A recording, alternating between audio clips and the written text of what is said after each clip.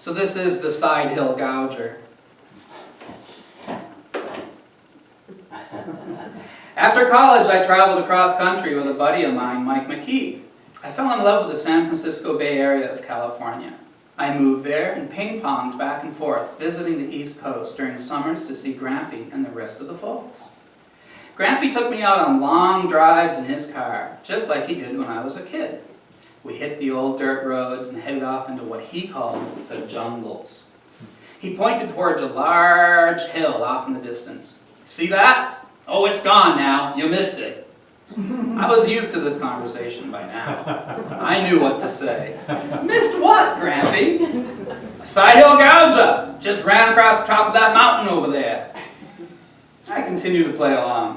What's a side hill gouger? I asked. Well, you have two short legs and two long right legs. That way they can run around the top of a mountain while standing level. You ain't never seen one of them before? No, Grampy, never. Well, that's too bad. One just ran around that mountain over there. You must have missed it. Maybe next time, I told him. Well, many times after supper, Grampy's best friend, Elwood Light, visited us. Over the years, Elwood always looked exactly the same. A huge pot belly with a dirty old white t-shirt and 2 or 3 holes in it, dirty jeans and work boots.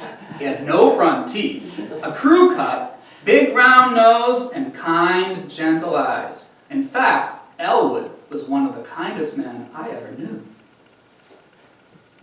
He and his family were poor.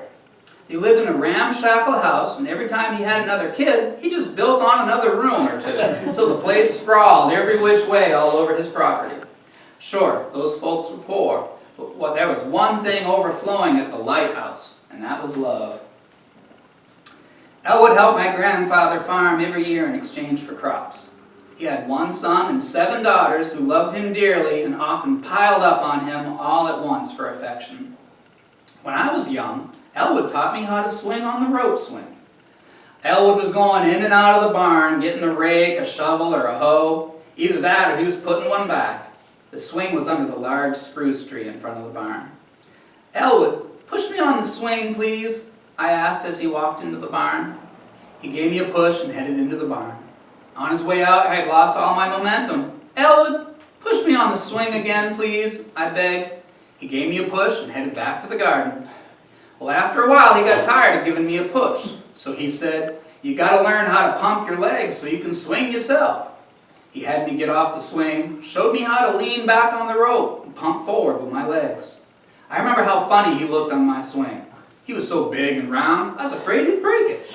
The swing didn't break, and when his demonstration was done, it was my turn. Go on, lean back, pull on the rope, now lean forward. Move your legs back. Go on, pump back and forth. You can do it. Well, he was right. With instruction like that, I got it right away. When Elwood visited at night, he brought several empty plastic milk containers to fill Grampy's tap water. The water at Elwood's place wasn't drinkable, so Grampy offered his water to his friend. After filling his jugs, he'd always sit a spell. That's when Grampy started up telling one of his crazy stories. Jay and I took a ride out across the plains today. Saw a side hill gouger, I did. Elwood nodded and said, yeah.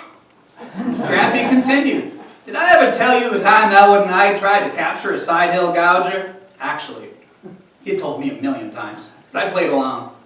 No, Grampy, why would you want to capture a side hill gouger? Well, Elwood told me they were such good eating. Ain't that right, Elwood? Elwood nodded and said, yeah.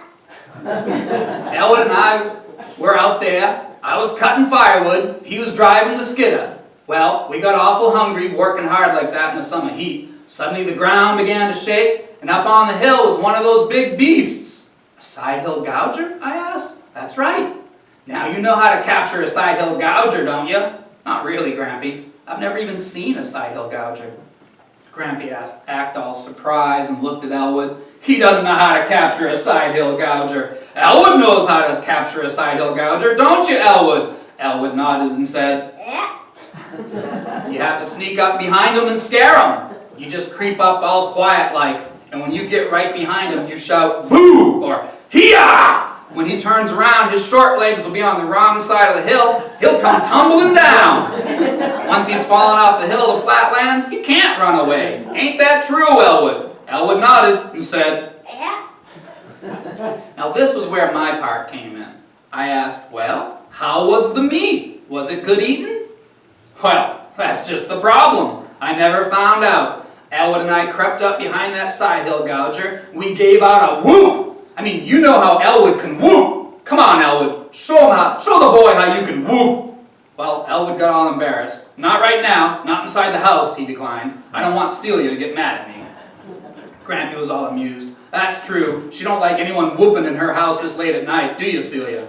Mammy knitted in her chair. No, there'll be no whooping in my house tonight. Thank you, Elwood, for being so considerate. Grampy continued, anyway, Elwood and I crept up on that Gouger. We whooped, and we booed, and we hee-hawed. But instead of turning around, that Gouger took off running. Came all the way around the hill in no time, and suddenly he was behind us. Elwood and I spent the whole afternoon running around and around the top of that hill, trying to stay clear of the Gouger's big pointy horns.